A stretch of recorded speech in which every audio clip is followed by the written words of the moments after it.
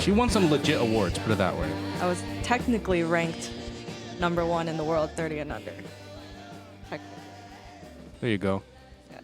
We're in the presence of greatness. No. Wait, did you start? Yeah, we're We're rolling. What? We're I didn't going. want to say that about myself. I literally Oh, we're never say going. that about We've been rolling since you walked in. Don't worry. We This don't have to use it if you don't want. Oh my God, this that's gets so funny. edited. Don't worry. Okay. We usually record for like But 2 we're probably hours or gonna leave so. that in because it's pretty funny. It's honest. It's honest. Yes. Wait, cheers. I am the #1 ranked. In the world, People technically. listening are like, "Who is this?" Like, no That's guest so has come off that obnoxious. strong. Cheers. Cheers. Oh my God. Anna, welcome to the show. Oh God, this is a horrifying welcome, guys. How's it? Right? Not bad. Wow. Yeah. So Who would have thought? Rum is sippable. Rum is sippable. Yeah. Yeah, it's the Zacapa, 23 years aged rum. Yum. It's pretty good, right? Not bad. You guys totally bamboozled me though. Why? I looked at Howie and I was like, why is he talking into the mic already? And I was like, oh my gosh. Anna's one of those people that I've known for a few years now that is always so fascinating to talk to. And whenever we actually get a chance to do one-on-ones and have a dinner or have some drinks and just talk shit, like honestly, I feel like 5 hours go by. We talk about everything and the weirdest stuff comes out. And I remember I was sharing this. I was sharing some stories on one of our episodes. I didn't go into detail, but I brought up one of the topics that we talked about to Justin because we were doing a one-on-one episode. The hypnosis story, right? Talking Yeah, about- and we were sharing stories that made our arm hairs go up.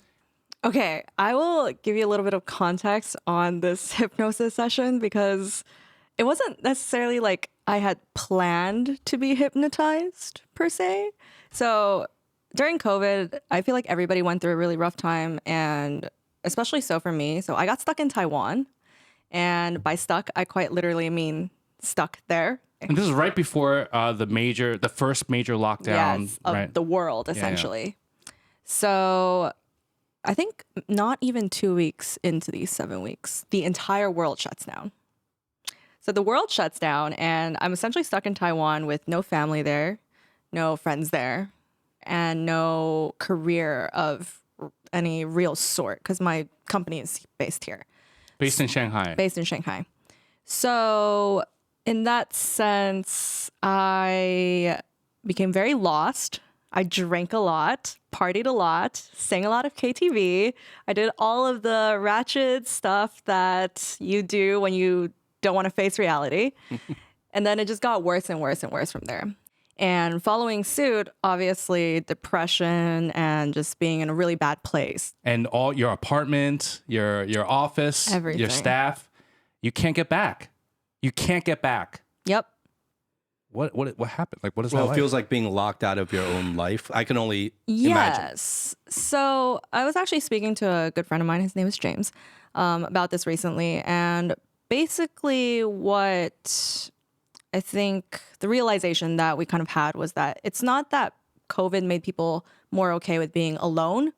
It's that COVID made everybody more okay with being disconnected. And I think that that's kind of where it drove me. So how it felt to be essentially locked out of my own life. You process it, or you try to process it, or you think you're processing it. I think I thought I was processing it. And you basically just have to disconnect. You have to say, oh, okay, maybe that life wasn't me, or maybe that wasn't mine, or oh, this career, like it exists at some other point, or it exists somewhere else, but I'm here now. That means none of that is me. And when you do that and you dissociate like that, then the only real consequence or real outcome of that is just being completely disconnected. When you say disconnected, what does that really mean? Like, what does that look like? So let's say I felt sad about not being able to see, I guess, an ex-boyfriend at that time, but not being able to see him. And I just shut that off. I was like, okay, well, just don't look at that. So no more relationship. Yeah, just don't look at it. And then my brother, I felt very guilty about not being able to kind of spend time with him as well because he was alone in Vancouver. And then I was like, okay, shut that off. Don't think about that. And then with my mom, it was the same thing. I felt very guilty because I used to come back here. Well, I actually started my company here. A big reason was just to be closer to her. And I felt very guilty about that as well. And so I was just like, okay, don't think about that then.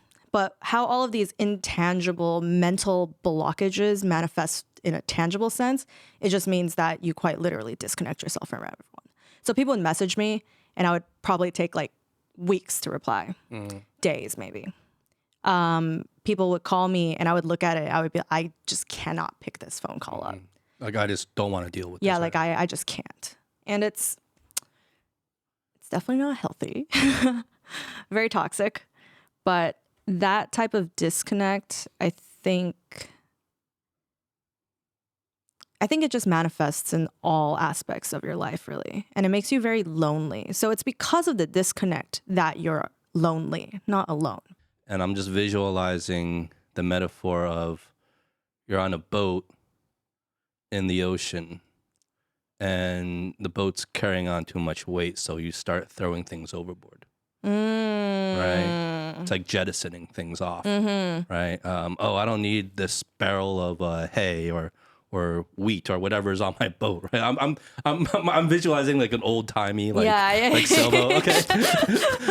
like barrels of gunpowder, you know, the cannons, you know, like just like throwing.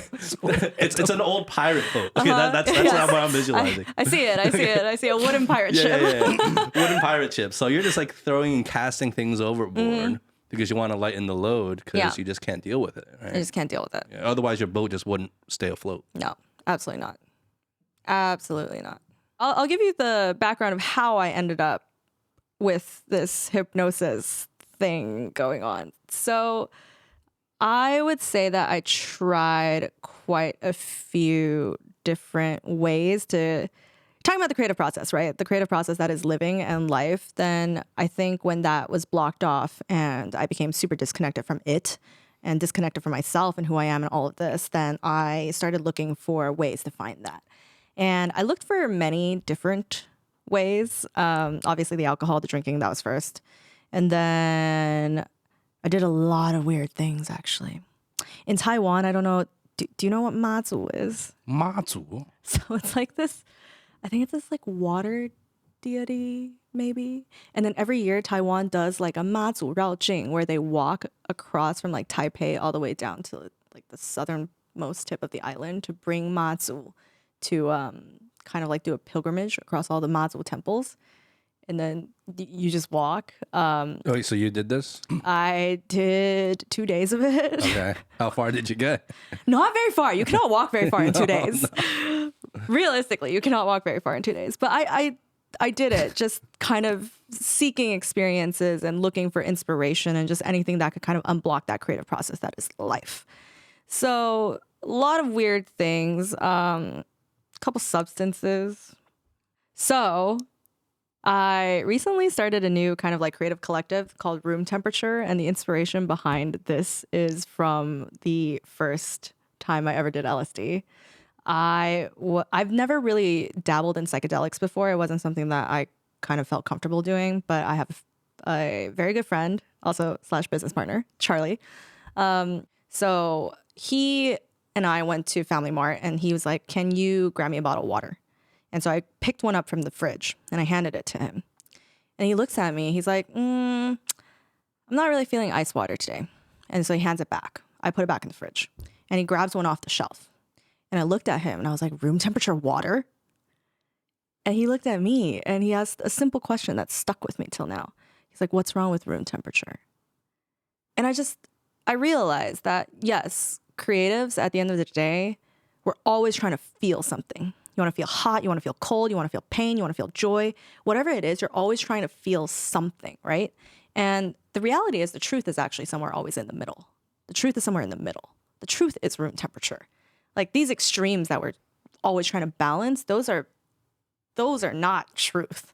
Those are just you looking for inspiration, but maybe not in the healthiest way. So that kind of stuck with me.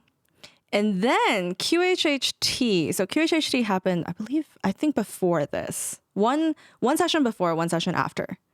So the session before, I had no idea what I was getting into. So it's called Quantum Healing Hypnosis Technique. I had no idea what I was getting into. One of my friends, I've never done therapy. One of my friends told me, she said she had a therapist who was very hard to book in Taiwan, and she had booked a session with her 6 to 8 months in advance.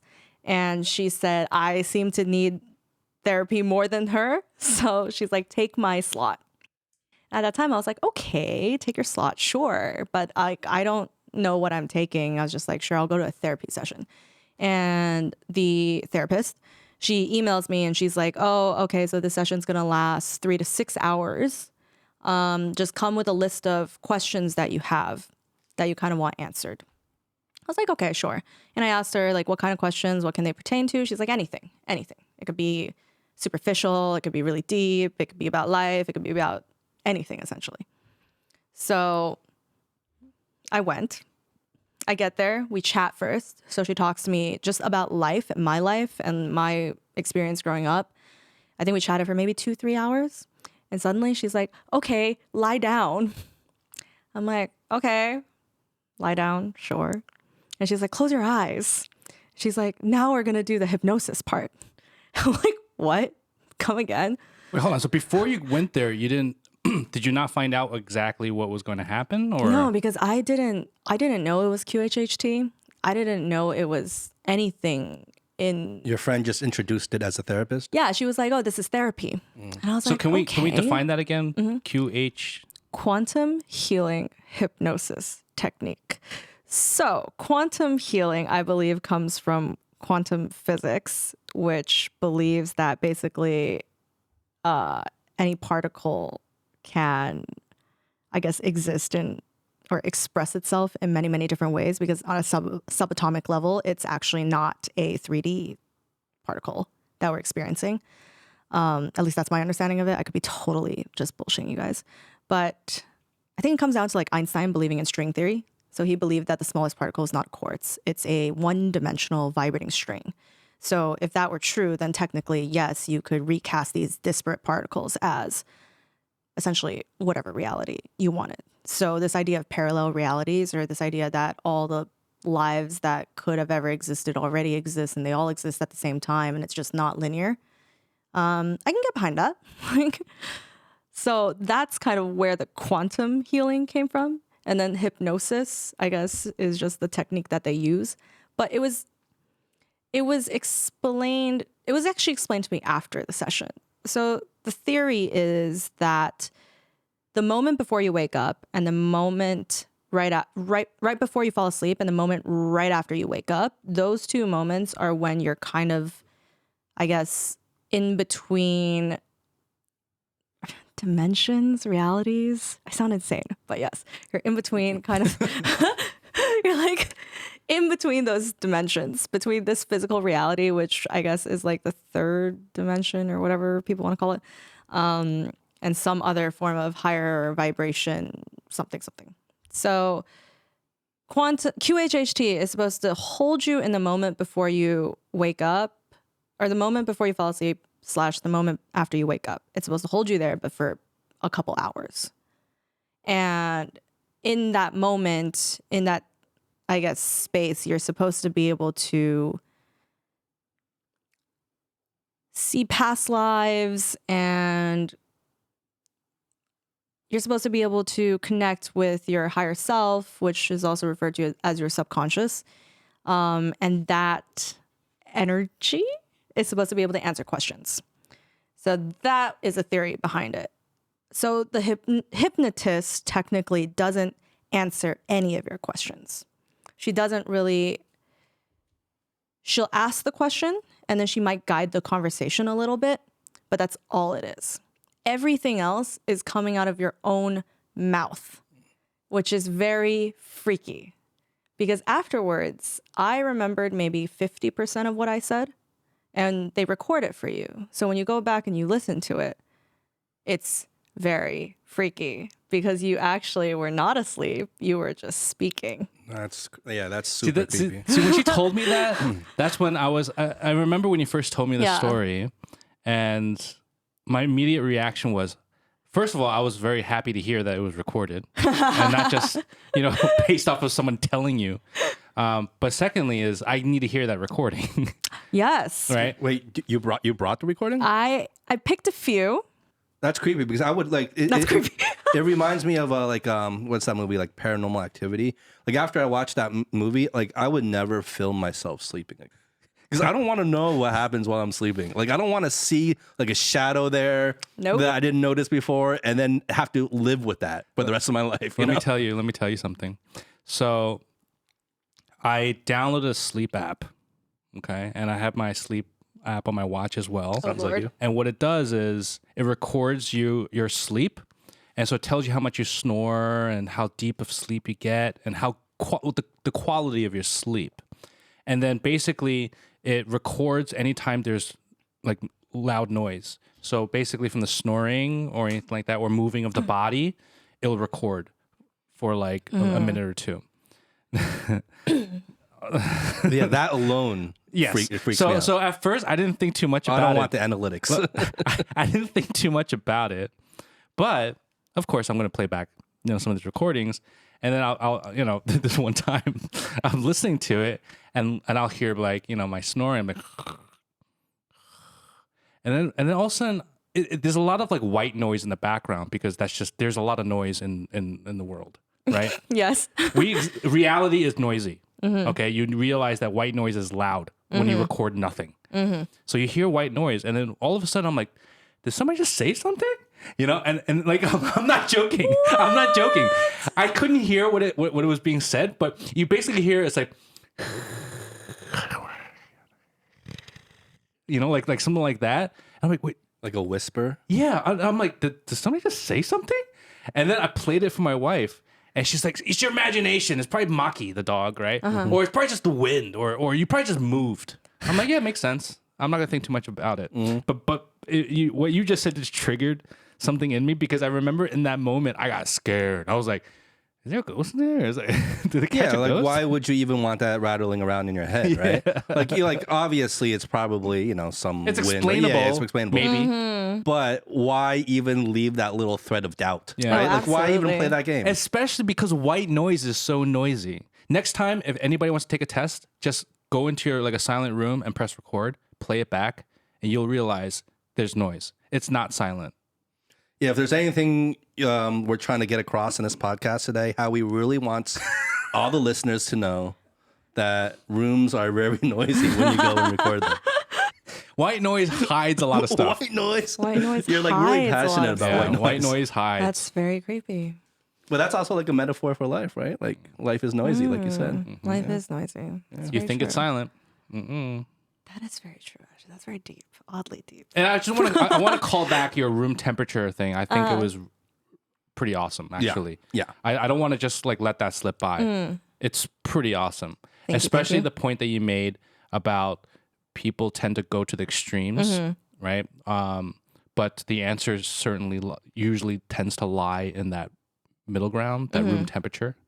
Well, do you think it's because like we're so like jaded and numb, a lot of us, and like you said, Anna, like we're just trying to feel something, right? We're just trying to go to the extremes to feel like we're alive.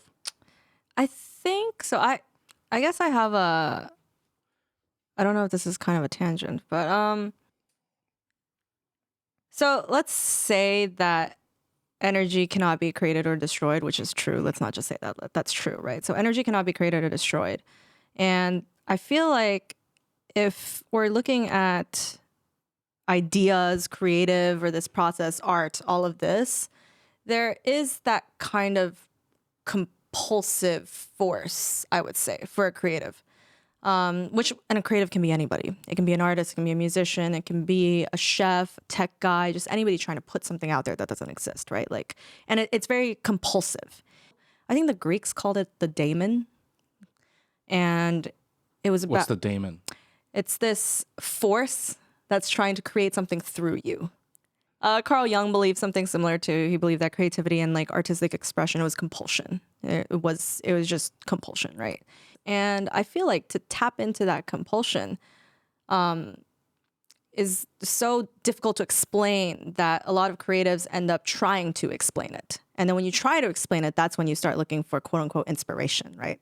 And then that inspiration to create what it is that you want to create always tends to be negative, I would say, just because I think art is meant to make people feel less alone, and emotions that make people feel less alone tend to rely on the negative ones.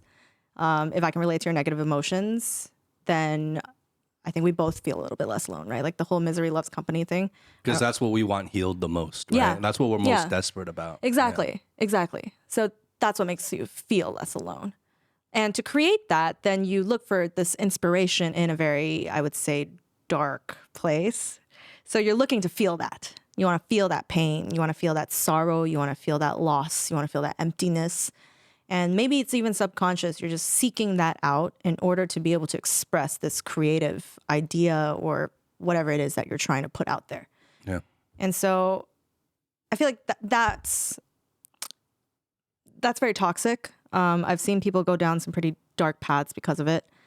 Obviously, on the other side, then there's the type of creative that's like, I just experience. Everything's about positive experiences, and then you seek out, quote unquote, these very like dopamine filled highs. But all of that is just chemical in your brain, right? Like that dopamine is just a rush. It's like the honeymoon phase of a relationship. It's not really real, right? Like it's just chemicals in my brain, chemicals in your brain. And then you have that. So then the dopamine seekers are on the other side of extreme. So you have the pain seekers, you have the dopamine seekers, but in reality, I don't necessarily believe that to create art or to create this creative process of life, I don't necessarily think that you have to be on the extremes. I think you have to understand the extremes. I think you have to be empathetic towards them. But I think to create it, to really be able to put out that message that's very true and genuine and authentic, I think it has to be more room temperature. It has to be. I think you hit the right word that I was waiting for you to say, which is that authenticity, right? Because when you're in the extreme, at first when you were saying about the negative side, I immediately related to myself when anytime I embarked on a creative endeavor that meant anything to me is usually stemming from a negative experience that I had that I just felt the urge to create something, and part of that is maybe the need to express, which equals connect. In my mind, I guess, subconsciously without me being conscious about it, which goes to what you said, right? I never really created out of dopamine hit. Oh, maybe I do. Now that you say it, maybe I have like later on where I was just creating because I was in the emotion, but nothing bad really happened. And then the dopamine hit of sharing and hearing the positive feedback, and which made me continue doing what I wanted to do.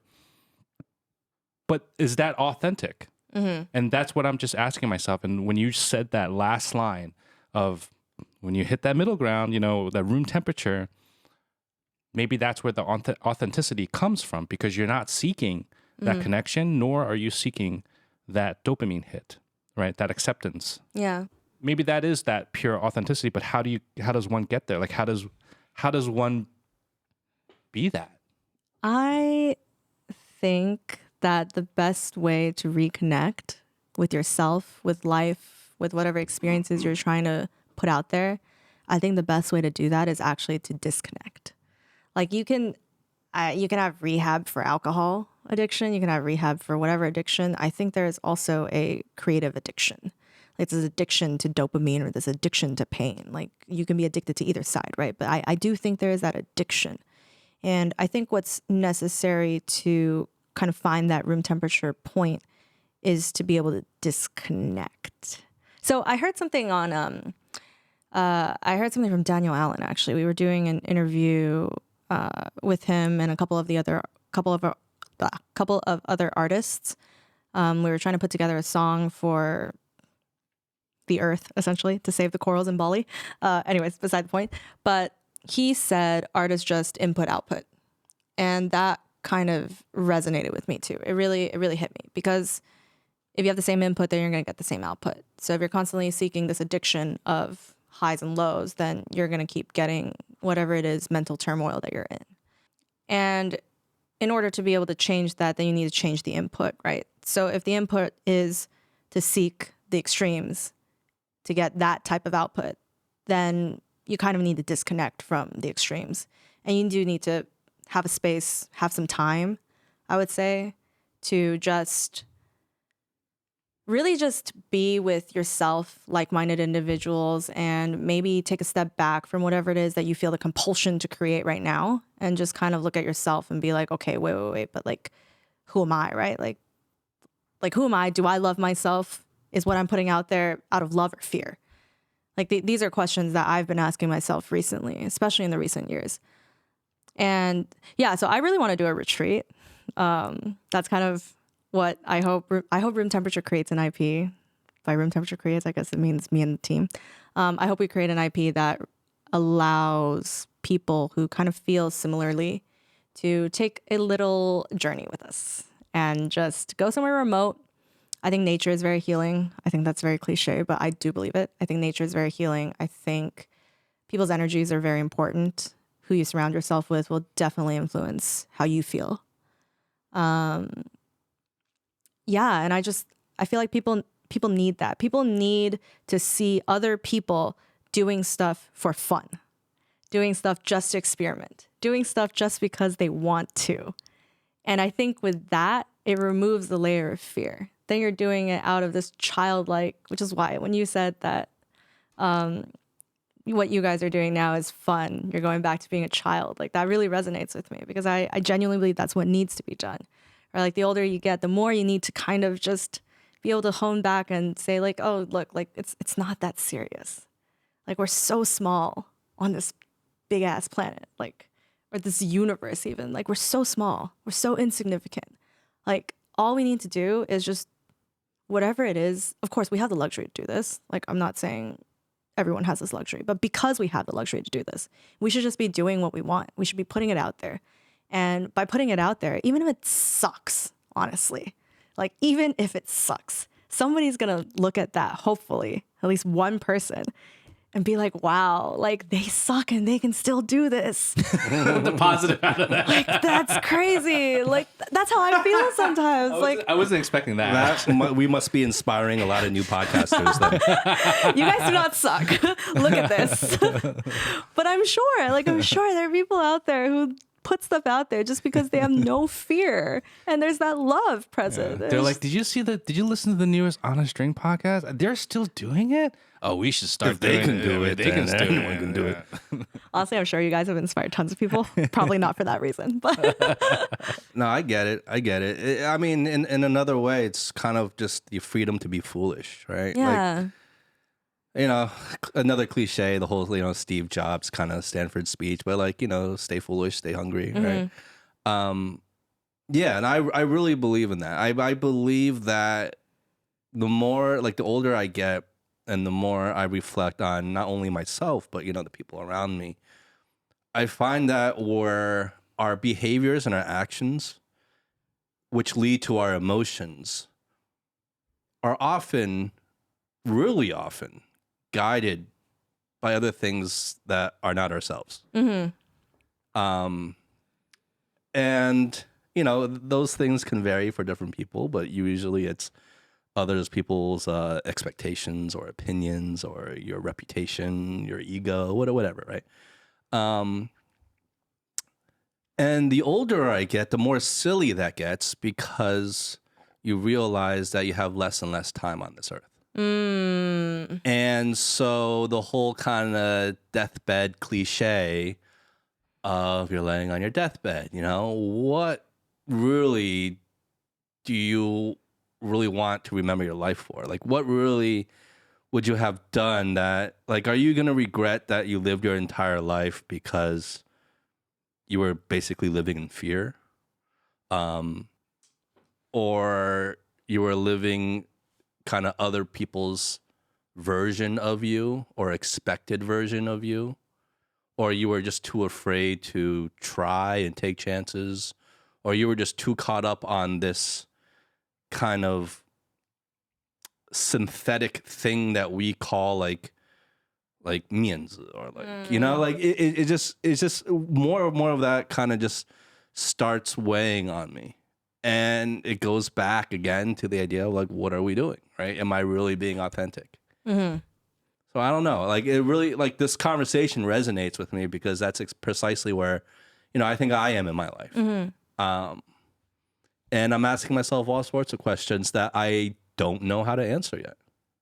But it's important to keep thinking about it, to search for those answers, I guess. Yes. I think so. Authenticity. I love this word. I don't necessarily think I'm 100% my most authentic self right now. I am aware that is where we should all be. But authenticity, like whenever you meet someone and they're authentic, it's just that energy is so contagious. I wish everyone could be authentic. At least everyone who has the luxury to be. We live in a world with a lot of rules. We live in multiple realities with many rules. This physical reality has its own rules. Like we're all sitting here very much clothed. Great. Actually, I'm sure there might be people who don't have to be, but yes. Like, well, let's just go against the rules right now. Come on, Right now. all of us. yeah. Like this physical reality has its own rules. You have the digital reality, which has another set of rules. The MMORPG games, which everybody wanted to call the metaverse, like that has its own set of rules. Like every reality that we're part of has these restrictions to us.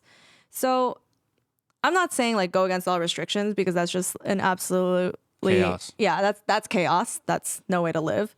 But within these restrictions and within, I guess, the confines of what society kind of expects of you, how authentic can you be?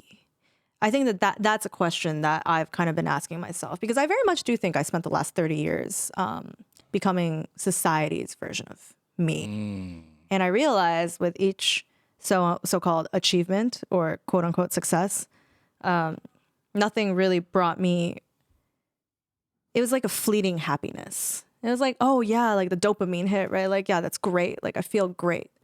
But it was still very much empty. And I think if everybody can live a more authentic version of themselves, then everybody can feel a little bit fuller. Yeah, I wonder how does one live like that? Even just where you're defining authenticity, for me, it's still a bit abstract because I almost feel like the definition of authenticity or being true to oneself, how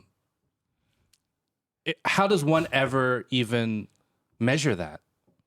What is that true to oneself? I think intent is king.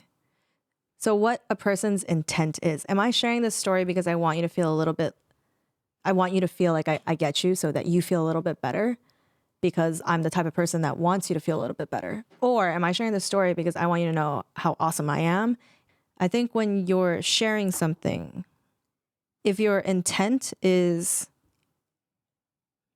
I don't want to say good actually, because I do think you can be an authentically terrible person. But yeah, you can be. But I like kudos to you because I'm sure if you're authentically terrible, you are also teaching society something, which is probably not a very popular opinion. I do not believe people should be authentically terrible, but I do understand that there are people out there who just maybe they lack the part of the brain that allows for empathy, psychopathy, right? Like maybe you lack that. I truly believe that some people just do not have the ability to be empathetic. Exactly. And then at that point, I feel like you're also teaching the world something. You are sharing something. And that sharing sometimes manifests itself in a horrifying way that I do not condone at all, but that will bring parts of society together, that will teach something. And in that sense, yes, you are still creating something in society. It can't all be good. It can't. Life is all about balance, right? And I think that in that sense, you are being authentic. This comes to something that I was telling Howie about. I feel like there are people who live in, there's no right or wrong. I do not believe there's a right or wrong to this, but I think there are people who live within their own world, and then there are people who live in the world around them. And there's no right or wrong to this, but it is, I would actually argue that the people who are able to live in their own world probably are happier than the ones who live in the world around them. I don't even know what this determines why somebody, for example, is very focused on just their day-to-day lives and their experiences and maybe like their family's experiences, and they're completely okay with that, versus somebody who's not saying they don't care about that, but it's there, but then they can't help but wonder. They can't help but wonder about the outside world or outside society, or like why this is like this, why the state of the economy is like this, or like how do we influence more people? How do we heal people? How do we make people feel less alone? Why do I need to put art out there? Why do I have to share? Like some people don't necessarily feel the need to share with the world. They feel the need to share with their own world, but that's not the world, right? And I feel like in that sense, that comes back to a person's authenticity. Like your authenticity, there's so many factors to that. Like what is authentic to you versus what is authentic to somebody else, right? Like if Well, I don't mean to cut you off, but like I just want to, you're either living in your own world or you're living in someone else's world, right? And so basically what I'm trying to say is that I think authenticity is a privilege. Because if you're living in someone else's world, which is most people, because they depend on other things, other rules, other people for, let's say, a paycheck, a job, security, Maslow's hierarchy, everything, they have no choice but to live in someone else's world. They can't just be like free range and be like, I'm going to live in my own world, right? Like they just don't have that privilege. And for us who do have that privilege, then we have the choice to be like, you know what? Fuck someone else's world. I'm going to live in my own world. And that's absolutely a privilege, right? Because you can't tell everyone to do that. I like that, actually. Authenticity is for sure a privilege. And that doesn't diminish authenticity at all. It does not. I actually think... In fact, it elevates yes, it. Yeah. I feel like because, like earlier I was also saying, if we have the privilege to be authentic, right? And then let's say we do have the privilege to be authentic. In that case, I would argue that just puts even more weight on why we should be authentic. Yeah. You shouldn't waste that privilege. Yeah. Otherwise, you're just not respecting it, right? Yeah. Absolutely. Absolutely. So that's definitely there. I like that. Authenticity is a privilege. Summed up very well. Yes. Cheers to that. Cheers. I'm going to re-quote you. But this is the type of conversations we always like go down on whenever we hang out. Is this what you guys talk about? Yeah, every time we hang out, it's like this. Like, this would be like a classic example. Literally, it's like, hey, how's it going? What you been up to? Oh, really? Oh, what, you know about that guy, this guy? Yeah. What about authenticity? What do you think about that? 10 minutes later, you're either living in someone else's world or you're living in your own world. We always like that. So true. Howie and I always end up on some like weird tangent that just goes. And it just keeps going. That's great. Yeah. Which totally makes sense that kind of coming back again, you did something called quantum healing. Yes, back to the quantum healing. Yeah, what is it? Quantum healing hypnosis therapy. Technique. Okay. It's not therapy, it's a technique. It's so random. It's like, what the hell is it? I've never heard of it. Okay, so now... So you got the recordings pulled up? I do have the recordings pulled up. I have a couple. I will share, and I'll tell you the significance of each one. I think I have 1, 2, 3, 4. Do we need to drink more before we hear these? Maybe. I think we That's do. a good I think we idea. do. Let's I drink feel like we still need to like prep this a little bit more. Let me drink a little bit, and I'll give you a little bit more context. Because when I first heard this, first of all, questions galore. I was like, what Wait, the so how you haven't heard these recordings? No, Okay. I haven't heard. I can't wait. Okay, so I've done it once in Chinese, which is when my friend told me to go, and then they told me to lie on the bed and all of that, and I was very confused. I will say I did it once in Chinese, once in English. So the first time was in Chinese. My Chinese is okay. It's not, fantastic, but it's gotten a lot better now, I will say. But back then, which was a few years ago now. So when I did it, I guess that version, the higher self, the subconscious, I don't know. The Chinese that it was speaking in terms of the vocabulary, I would say, like I played a few snippets for a couple of friends of mine in Taiwan. And then they even said, they're like, oh, like, nice. Like your Chinese is pretty good. I was like, no, my Chinese is not pretty good. Like, It was So you very were bizarre. so your hypnotized self was speaking better Chinese than your normal self. Yes. That's amazing. And I don't know if it's necessarily just like not particularly like faster than me, but the vocabulary. So I was thinking, I was like, oh, is this because like subconsciously my Chinese level? So I am somewhat of a skeptic usually, despite all the crazy shit that I do. I am very much a skeptic. And I remember somebody telling me, for someone as logical as you, I'm very surprised that you totally went down this rabbit hole. And so when I did this, I questioned it. I thought to myself, okay, is it because subconsciously I'm just better at speaking Chinese than I think? Care to give myself credit for? Possible. Or is it just truly that we're constantly guided by this higher self or this subconscious energy or whatever it is? Well, I think it's probably the simpler explanation of like you just got out of your own way, right? So like your subconscious, like you probably are a better Chinese speaker than you Care a little. Yeah, you care to think you are. And so when you get out of your own way, when you remove the conscious part of your being and just let the subconscious flow, then you're unrestricted, right? And you can just go. Okay, now I have a question for you before I play these recordings. So you're very curious about all of this like woo-woo weird like spiritual. I love it. But I'm you all also about it. sound very logical. Yeah. No, because okay. It's funny that you bring that up because my logical self is just my active self trying to be the adult. Ah. Yeah. I love that. That's how I feel. Because like the real me, like I love all that shit. Like I will go down all the rabbit holes. I will bathe in it.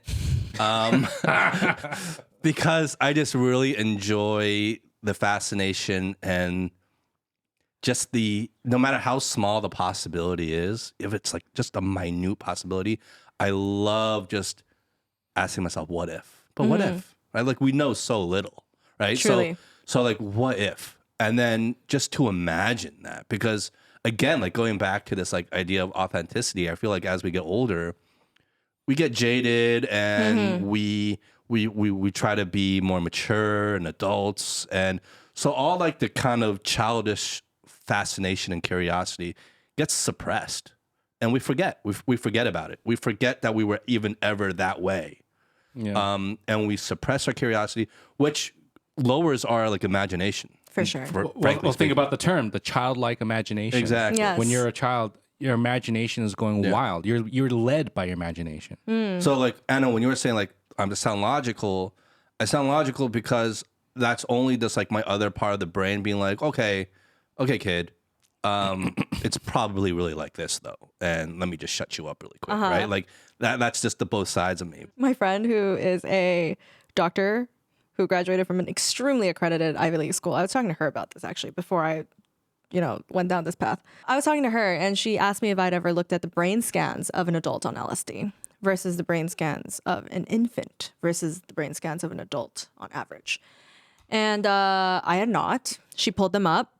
The brain scans of an adult brain on LSD are strikingly similar to an infant's. So they're basically almost 100% active. So it's pretty much taking your brain and putting it back into an infant-like state. Because as we grew up until what? I think it's like 25-ish, depending on the person, your brain develops certain neural pathways and you form beliefs and all of this. And some of them are toxic. Some of them just don't serve you. And they're permanent after a certain age, right? Yeah. After around 25, they're permanent. So what LSD does is it essentially reactivates your whole brain so that you can go back and look at these neural pathways and things and beliefs that you'd formed and be like, wait, you almost take like a bird's eye view of it. I always say LSD is like a control freak's drug of choice, but it really is. It puts you in the driver's seat. It makes you more I sober than thought what the you're sober. opposite. Because as a control freak person, Yes. I feel like I need to be in control. I feel like if I was on that, I'd be out of control. No, you would not. It's very strange. Okay. It's very, very strange. It's like whatever intent you went into the trip with, like that is literally all you're going to explore. So whatever intent is in your brain, that's all you're exploring. And it's crazy. So it puts your brain back into that childlike state. So this doctor friend of yours pulled up brain scans and actually said to you, these are the results of a brain on LSD versus Yes. a normal brain versus infant. And so, in other words, she roundabout said, there's nothing wrong with it. Yes. She told me there's nothing wrong. Okay. There's no known lethal dose. It's not physically addictive. I don't know if it makes you dumber. I really don't at this point, but you know. And a lot of this research, obviously not in this country, but in Europe, a lot of it is legalized, and there are Yes. clinics, Yes. retreats, all that kind of stuff. Yeah. Anyway, I mean, there's Anyway, so much. yes, back to my quantum healing. Yeah. So this technique, so the technicians have different levels. I think it's level 1, 2, 3. I went to 2 level 3 technicians. Which is top level or Top level. So Well, so you went to two different. 2 different ones. I did one in Chinese and one in English. Oh, and they were by different by technicians. different technicians. I did the first one in Chinese So because they call them technicians, Yeah. not like hypnotherapists. no, or they anything. call them, I guess, yeah, they call them, well, I call them a technician. So you're laying down after you've discussed with them your, I guess, your life story. And they first put you down into this hypnotized state of just relaxation. At that point, you're not really, I wouldn't say you're hypnotized, you're just really relaxed. They're like painting a scene for you, like, oh, think about a relaxing place, yada, yada. They start asking you to recall an important time, not from this life. Not from this life. Not from this life. They're asking you to think about an important how time. do you even think about that? Exactly. So, exactly. And I just remember at that point kind of being like half asleep, but not really, because it's not like when you're falling asleep, actually. I was very consciously aware. I was very consciously aware that I was seeing things that did not belong to my memory from this life. Yet, the way I was recalling it was the same way I would think about like what I ate for dinner 2 nights ago. Like that's how it felt.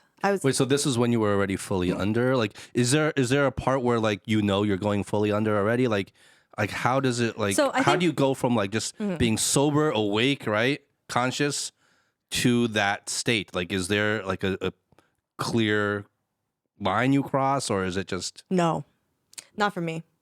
For one of my friends that I told to go do this as well, there was a clear line. She went from sober to like what she considers asleep. 3 hours she was talking, she didn't remember a single word. But for me, I think maybe it's my mind. I don't know what it is. Like I did not have a clear moment. It's almost like lucid, right? Yes, it's lucid for me. And so I was seeing these images and it was very strange because like, Wait, well, I'm sorry. Yeah. Before you saw the images, because you said that you were aware of what was happening. yes, Did you think, just like what we just said, what kind of question is that? How am I going to think about my past life? I did. You did. You remember? You consciously remember thinking that, I consciously remember and then thinking all that. of a sudden seeing these images. And then I saw walls. It wasn't images. I saw walls. And I remember feeling, so in the moment when I saw walls, I felt physically unable to move, as if it was kind of just like you're just held there. That's like Kinda lucid dreaming. Yeah, it's like sleep paralysis Yeah, almost. yeah. And so like I physically felt like I was held there. And then I saw these like medieval castle walls. But I couldn't move either in this supposed lucid dream or whatever it was. And she kind of has to coax me out of it. She's like, oh, can you stand up? Like, what are you wearing? Can you look around? Can you describe the place? So your eyes are closed, right? My eyes are closed. Okay. And so she's asking you these things. It's like a role playing game. It's very strange. And so that first life, I guess the first life is supposedly the most important one. So that's why they show it to you. And I don't know, I sound crazy. I do sound crazy. So the first life that I saw was finally when I felt like I could stand up in this memory. I looked around. I was like, okay, definitely in a castle. I looked at myself and I was like, I'm definitely a male jester. Like I was a court jester. I was just like, oh, okay, cool. Like I'm a court jester. I'm very poor. And I was there to make people happy. So Okay, hold on. I want to stop you right there. Before you saw the castle walls, did the technician give you any sort of cues in terms of, did they specifically tell you, like, we're going to try to go to your first life? what did they say past life? You know, like did they You know give what? you Let's any pull sort it of up. inkling? Let's pull it up. This was not one of my clips, but you know what? Let's just play it. But you know what I'm trying to get at though, because it's Yes. like if they're already like signaling to you, you need to think about something like way back in the day, Skeptic. right? Okay, let's Or because if they don't mention that at all, and you're already seeing like old castle walls, then that's That is pretty a great crazy. question. That was not one of my clips, but I will play it. I will find it. Dun dun. I hope, she said, just think of an important Yeah, moment. yeah, And she's right? like, court jester. Yeah. Like, what? Because then it's like boom, like it matches up perfectly. But I think they probably would have told you something. Let's see, right? let's see. I don't know actually. I don't remember.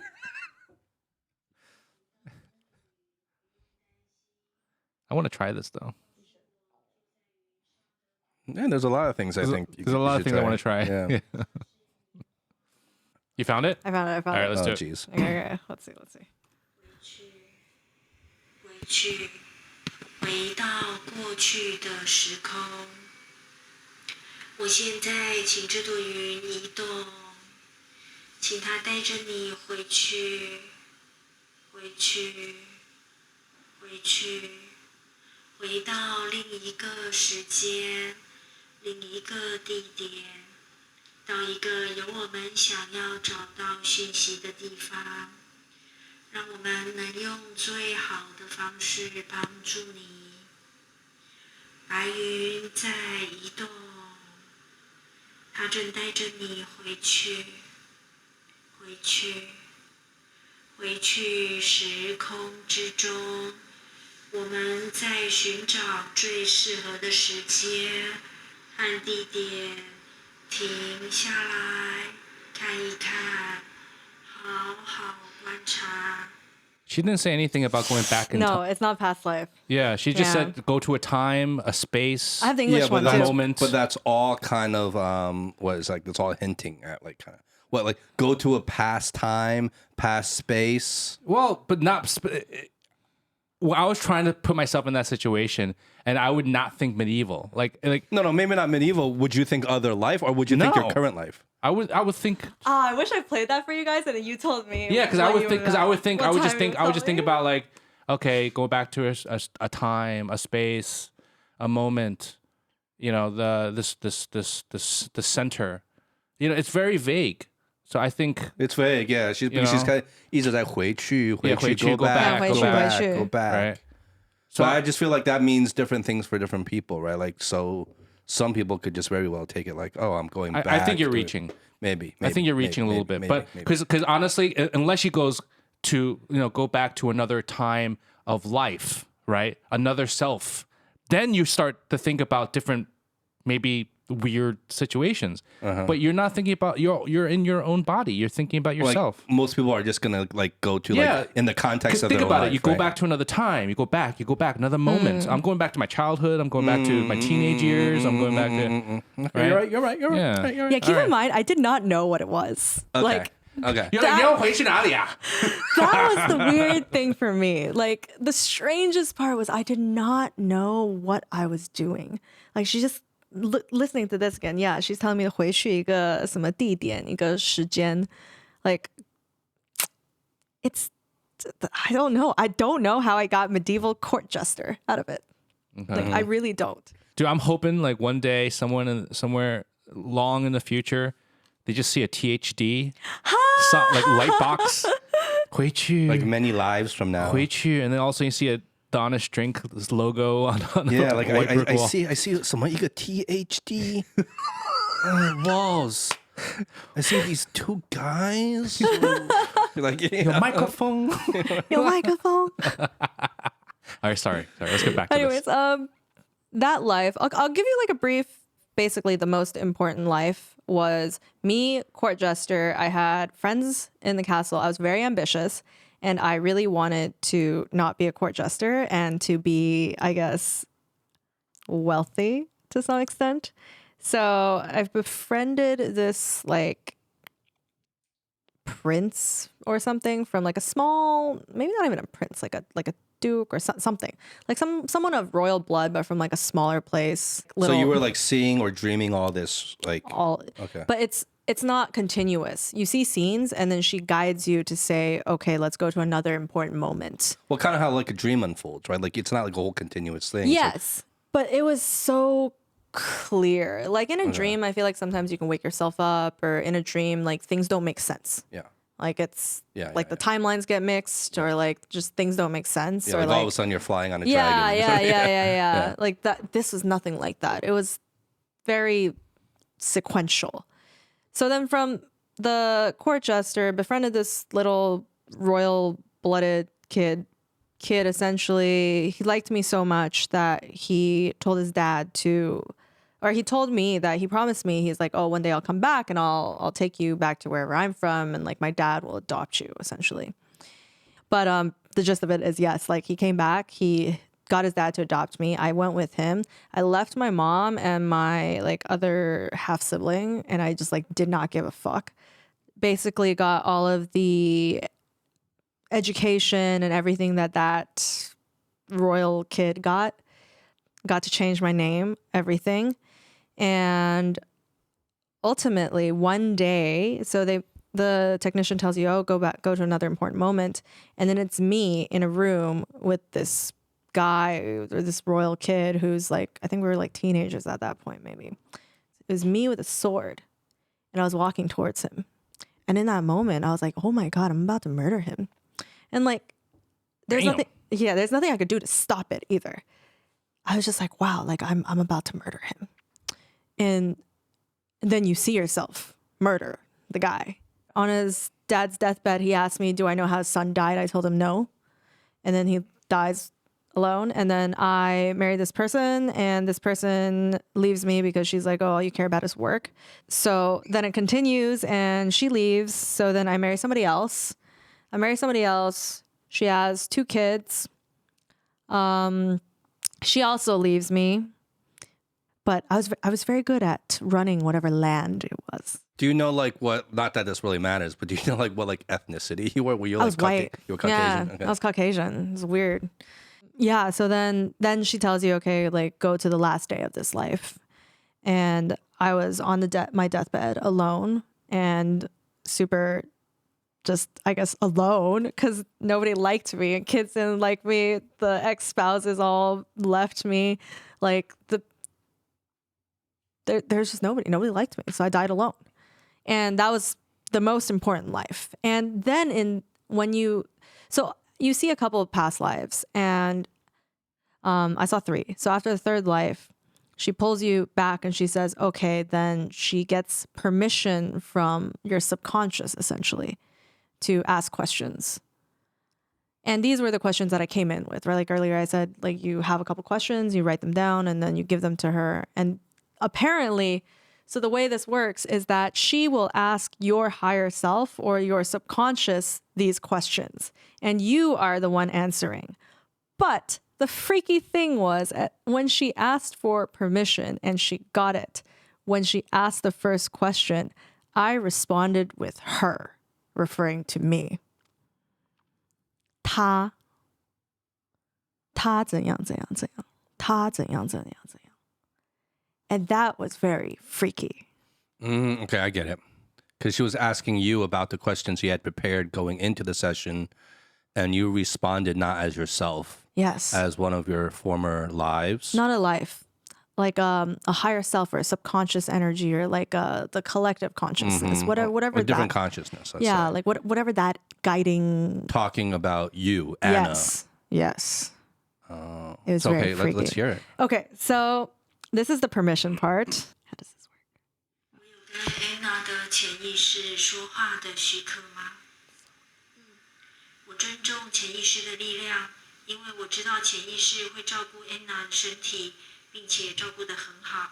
我也知道潜意识具有 Anna 这一世以及所有转世的一切记录，因此我尊重潜意识的力量。在我跟他说话和问问题之前，我总会先要求他的同意。我可以问问题吗？So that was the permission. So it was very weird. And then she started asking the questions that I had. So I had a bunch of questions, but I think these were basically, I would say the theme of the first one, everything came back to kind of this like balance. Every answer came back to this idea of balance or finding balance or being okay with balance. And it was just very, it was very strange, like this one. 潜意识，那这一世的人生是他自己选的吗？是。那他为什么要这样选呢？他这一世是想要学习什么或经验什么呢？他这一世想要把他以前犯过最大的错误，用另外一个角度再去活一遍，因为他觉得虽然他已经修行很久了，好像还差那么一点点，所以他就让自己累一点。那么他这一世如何去圆满他的修行的这个部分，你有什么要告诉他或提醒他的吗？找到平衡吧。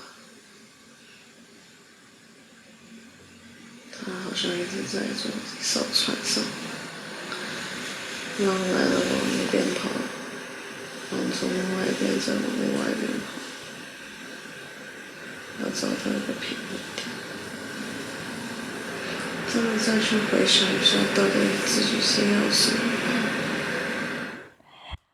So that was basically whatever it was telling me that I wanted to, one, create this life. That's something I've always believed, actually. I do believe that we kind of choose whatever it is experience that we're going to, I guess, have here. Which I think is what deja vu is, because there's no scientific explanation for it. I think it's just like you remembering something. But this was very freaky because it was telling me essentially that I chose this life because I wanted to relive every single mistake, or like the biggest mistakes from all my past lives. And I wanted to relive it in this life, but from a different perspective. And that is not an answer I could possibly fathom while like, quote unquote, conscious. Like that's not something you would ever think about, or No, like it's like, who thinks that? Like, oh, like why are we here? Like you're here because you want to relive every single mistake from your past life ever, and then come and do that from a different perspective, and you have to find balance. Like that just doesn't sound like something you would ever say or even think of. I wouldn't even think of that. Like when I think about like, oh, like why you're here, what's the purpose? Like, yeah, like conscious me would be like authenticity, genuine. Do you like, remember sharing. saying that, or just like vaguely? I vaguely remember saying something about balance and something about mistakes, but I don't necessarily remember the exact words or what that The context of it. Yeah. All. Yeah. So like when I hear this, it's very creepy, I would say. So like when you see the past lives, when you see certain people, you also just automatically connect them, some of them at least, with the people from this life, which is also very weird. So like when I was stabbing that guy, like it didn't feel like I was stabbing that guy. It actually felt like I was stabbing one of my best friends from this life. But he and I, that guy and I, have always kind of had like we're very close, but almost like a little bit of a fear element to it, which he actually told me before. He said, I don't know why, but I'm scared to get too close to you, even though we've been friends for 18, 19 years. And Wait, you're talking about in your current life? Current okay, life. There's a guy. Yeah. Okay. And we've been friends for so long. But then he always told me, he's like, oh, there's just this little bit of fear. Like, I feel like you're going to do something to me. And so when I saw that and I watched myself stab him, I was like, I don't like, yes, adult me is saying, okay, no, like this is just you trying to rationalize why he feels like this subconsciously. Obviously what he said matters and it like impacted you. So you want to rationalize it. But on the other hand, I'm like, what if it's the other way around? Like, what if it really is you? Yeah. Like what if it is that just because we don't understand it in this life? Like, I really don't know. It's also really interesting how that voice responds. First of all, knowing you, yeah, the Chinese way of speaking is not your usual Chinese way of speaking for sure. Even the intonation, stuff like that. I mean, it might be just because you're so relaxed and chill, maybe, but definitely different. And then secondly, it just the answers just come out. You know, there's no thought to it. It's just spewing out. There's no thought. Yeah, it's That's the like weird already thing. locked and loaded, like right there. Yeah. Like that's just Yeah, it. that's interesting. And then so the second one that I did, the one I did in English, was much more, I would say, just me kind of just being really, really lost and kind of wanting to understand this whole why was I just so freaking depressed, right? And it came at a point where, like I said, I've never really gone to therapy and I don't know what the subconscious really is, right? Like Yeah. every psychologist out there has a different explanation for it. Like Yeah. everybody has like a different way to view it. Sigmund Freud had like a weird, very like perverted, erotic version of it. Like everybody has a different definition of what the subconscious is. I don't know what it is. Yeah, I'm almost thinking, whatever it is, I don't think we have an answer. And the subconscious, just as you said, is a bit of a mystery, but the subconscious is existent. It has a point of view, and it is wired in a certain way that's different than the conscious. I do believe that because it's like, honestly, I thought about it for a very long time. I was like, okay, believe it, don't believe it.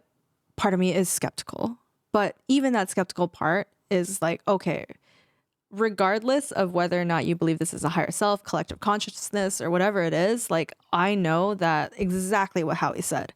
The subconscious exists. It thinks very differently from how the conscious mind works.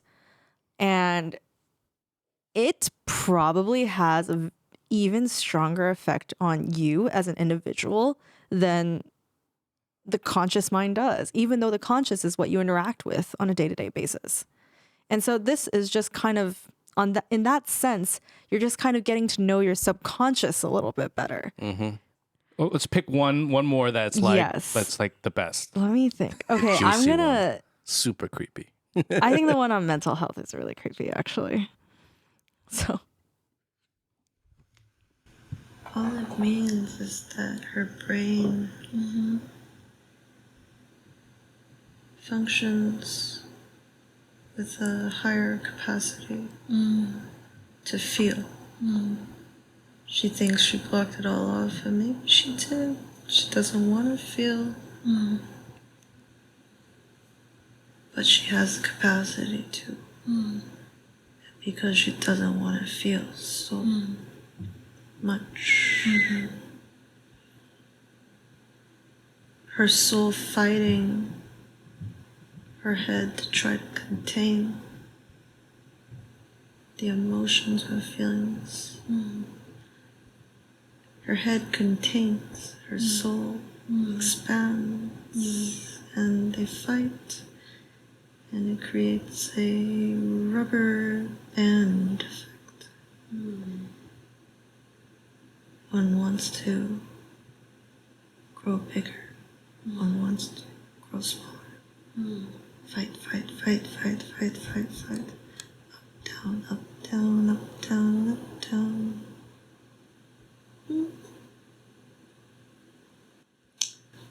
This one's hard. This is all her choice.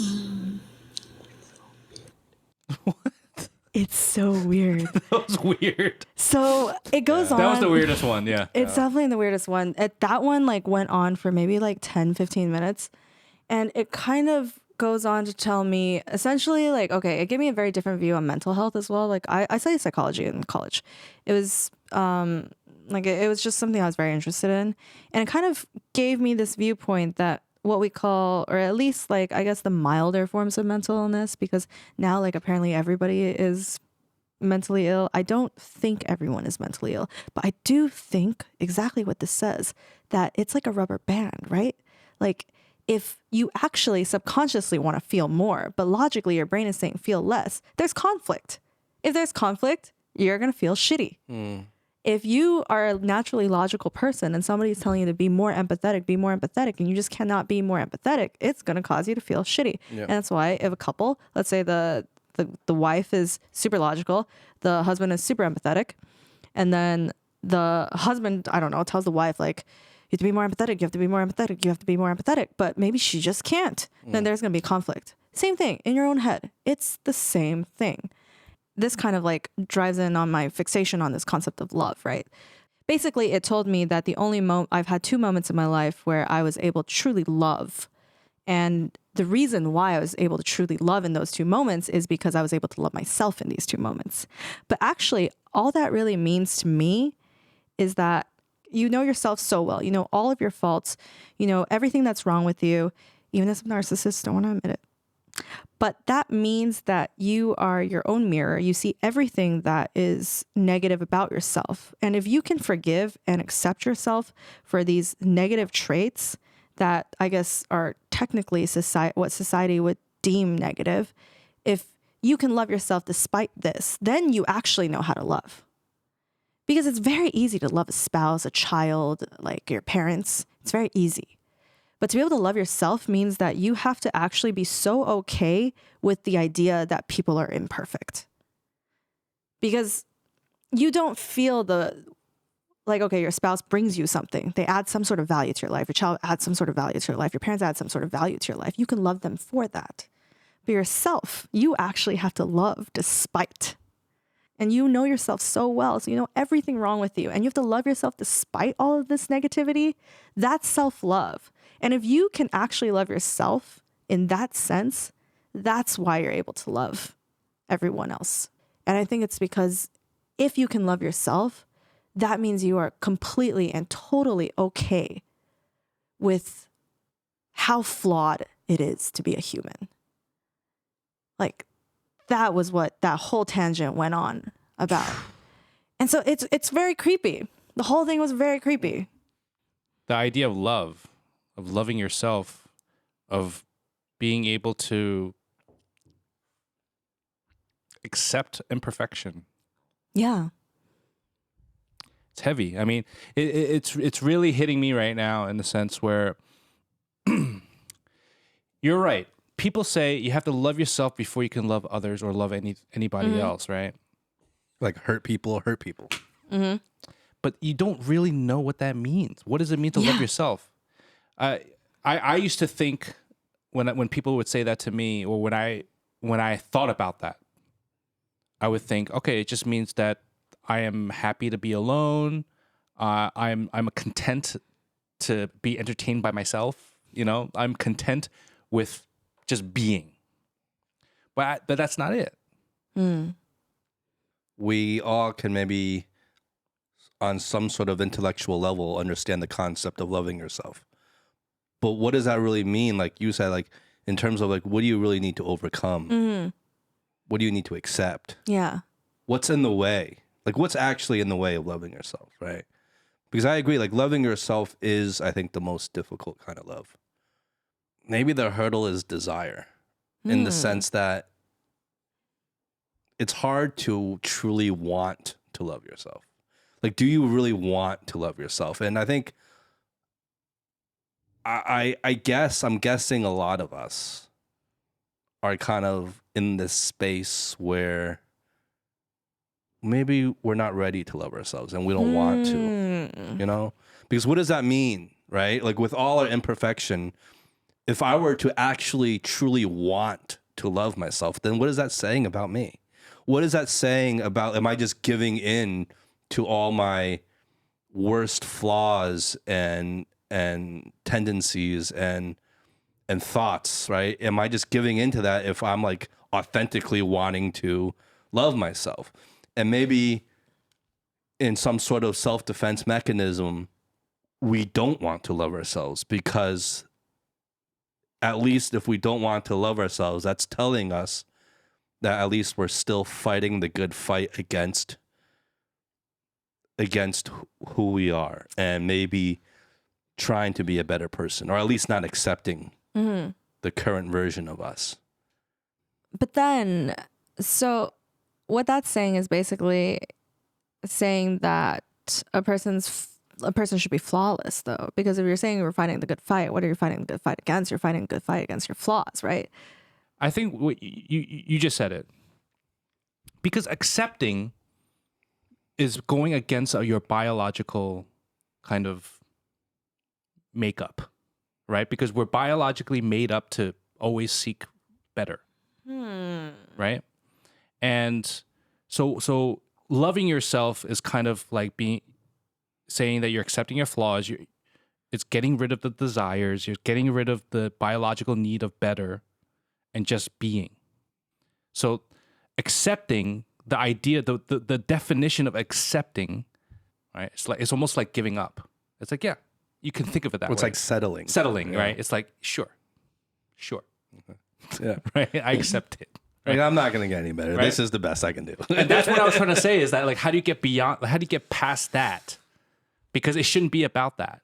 I think to really get past this idea of acceptance, you really have to get past, or you have to understand that all of these ideas of acceptance, they don't really stem from, I'm going to come back to the word truth, but like they don't really stem from truth. They're fabricated somewhere.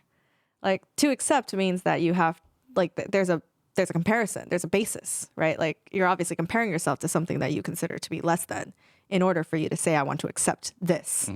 So, or better than to be able to say, I want to accept this, right?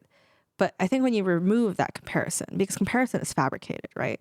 Comparison is also the death of creativity, in my opinion. But I think when you can remove that, that's when you can understand that love, that love that you can afford for other people, that empathy you afford for other people, that they afford for you too. Like somewhere in that mixture is probably the empathy you can afford for yourself. Probably. Working on it. That's so true about the comparison. Yeah, right? That's what acceptance is, right? Because without comparison, what are you accepting? Exactly. Yeah. Oh, I'm just like in my own head thinking now. Yeah, I know Justin's really into this. Yeah, I don't know. I don't think we're going to get to the bottom of that today. No, but it's interesting food for thought. Yeah. Yeah. But that's how these conversations go, right? It's just food for thought. It's just these concepts that normally day-to-day life you don't think about until you think about it, right? Well, this is like what I imagine like philosophers to be talking about. Exactly. Like if you got a room full of philosophers talking to each other, Yes, like exactly. that's basically what we're doing here Yes, today. Right? blank Like, slate, no blank slate. But okay, so let's like wrap up your quantum healing, all this, Hypnosis technique. all that crap. Do you really feel like you got something out of this? 100%. Okay. Yeah. 1000%. Even though when I tell people about it, I sound insane, and I'm very consciously aware I sound insane. I have a question to ask you. Yes. Do you hear a voice in your head, like a literal, Oh, yeah. clear voice? 100%. I think, like, when I think, I'm essentially having a dialogue between me and me. yeah. But I think what Howie is asking, Oh, what is Ali asking? if we can clarify this, because I think it needs clarification, Howie, Oh, no, he's laughing. is that no, because we discussed this on an old episode. And anyway, Howie told us that he heard voices. And we're like, yeah, everyone has like their inner voice, right? Everyone has an inner voice. And then Howie's like, no. I'm not just talking about the inner voice. Like, I literally hear the voice. Like, he hears the voice as real as he's hearing me talk in this room right now. Like, my voice to him, he hears the voice, like someone talking to him. Yeah. Wait, do you not? Thank you. Wait, what? Do people not? Yes, exactly. No, so you actually literally I hear feel voice. crazy. So you hear the voice. Yeah, that's what when he says, like, Just do you like hear you're the hearing voice? my voice right now. Yeah, but it's in my head. I'm not like schizophrenic, but I know, but okay, so what do you guys mean by in your head? Because you hear it. Like you're hearing my voice, right? wait, what do you hear? What's your inner voice? Now I'm very curious. What is your inner voice? My inner voice is more thoughts. I would never characterize it as I am hearing, like literally hearing a voice. I would never say that. It's weird. What? Wait. Yeah, Okay. so you guys have no idea what I'm talking Wait, about. so like if you go to let's say you go to a grocery store Mm-hmm. and then there's like, I don't know, salmon versus tuna. Yeah. And then you're thinking to yourself, should I buy the salmon or the tuna? Mhm. Like, would you would you hear this voice, I guess your inner voice being like, well, the salmon looks pretty good today, but the price of the tuna is a little bit better. Maybe we should do this. Oh, actually, that. No. What? No. I wouldn't do that. Like, so That's so interesting, so you guys have this like look of shock on your faces, which is shocking to me because I feel like I'm in the majority, but just because I'm with you two freaks room right now. No, I think you're the majority because I remember saying this to Vivi, and she was laughing, right? She goes, "Yeah, she doesn't have that either, right?" And she actually like was talking to her friends in her group chat, WeChat, and all the friends were like, oh, "What? That's weird," you know? So going back to the grocery store example, so it's like a whole dialogue that plays out, Yeah. like as if it was like a screenplay. It's like a dialogue. Yeah. Yes, I don't have. But then, like, how do you think about it? Like, I just think about it, like for some, and then I'll think like, well, like what would I rather have today? So that thought right there, you don't hear it. You wouldn't hear. You just feel it. You just. I think it. But you don't hear it. You don't hear it? Okay. Okay. No. This we need to get to the bottom of this. We're running long on time. I don't care because we need to get to the bottom of this. Okay, I'm very curious. So even right now, for example, while you were talking, I thought to myself, Justin can't be real. That's right? what I thought too. Right? And then I was like, he must be crazy. I heard my voice say, Justin can't be real. I also heard my voice say, is this guy insane? I feel like you guys talked about this before we did the show, and you guys are like just colluding. Yeah. So what really freaked them out, and let me ask you if you have this, is that sometimes when I'm doing something, I will hear the natural voices of other people in my life or society come in. So those are the voices that warn me sometimes. For example, if let's say I'm on this podcast, I'm about to say something that's a bit sensitive. Maybe I heard my mom's voice all of a sudden in the back, and I hear her voice say, "You shouldn't share that." Right? So those are the things that freaked you guys out. I remember because you're like, you hear multiple voices, like different voices. Yeah, and I'm like, yeah, it's not even your own because voice. like I can hear, I guess I hear a lot of different sounds, and I can put that into an inner voice. Okay, so Anna, you're deep in thought right now. So are you hearing a voice in your head? I'm hearing voices in my head About all these thoughts you're having? Okay. Wait, when people are deep in thought, can you not hear voices? Okay. Give me an example. Yeah. Let's say you're thinking about what you want to eat later. Mhm. Are you thinking in pictures, feelings, words? I'm thinking in a combination of feelings and pictures. Ah. So I'm feeling my hunger. I'm feeling like kind of like what I would feel like would satiate me. And I'm also visualizing those foods. Huh. Let me see if this is how you are. If I'm ordering food, I'm going through Olema. I'm trying to find like a restaurant I want to order. Yeah. I could literally be like, what do I want to eat? Do I want Mexican? But instead of saying it out loud, I'm saying it in my mind. Yeah. Mm-hmm. That voice is default. It's just there. Like you can't even turn it off. It's like I would have to try very, very, very hard Yeah, see, that's the difference. That's to tell it to like chill the F out. Like otherwise it's just there. Like Yeah, no. it wants to talk. Yeah, I hear that. Yeah. Especially Yeah. when you're trying to sleep. Oh my God, it's so bad when you're trying to sleep. Holy fucking yo. Are you trying to sleep? Yeah. It's gotten better for me, but yeah. I regret bringing it up. I'm sorry. I'm sorry Oh my I God. asked you Anybody that. who hears this podcast is gonna think I'm insane then. I think what we can take away is we all need a lot of help. Right? Yes, 100%. And you can find internal help. You can find external help. Anyway, Anna, thanks so much for sharing, coming on the show. Thank you guys. Thank you for being open. Yeah. I had some things that I wanted to bring up to talk to you about certain topics, especially with culture. I wanted to go a little bit in that from a female perspective. We didn't get a chance to do that, but let's do that next time. Because this time we're so focused on that quantum physics. Healing hypnosis technique, guys. Yeah, I'm sure they're even not. a lot of our listeners have brought that up. They're like, why are you guys just only interviewing men Yeah. lately? And we're like, Yeah, so we definitely want to get some cultural stuff. I would and love shoot the to. shit because I know you'd be into that kind of I stuff. would be super into that. And, All right, that's it for today, folks. I'm Justin. and I'm Howie. All right, be well, be good. Peace. But as the sun will see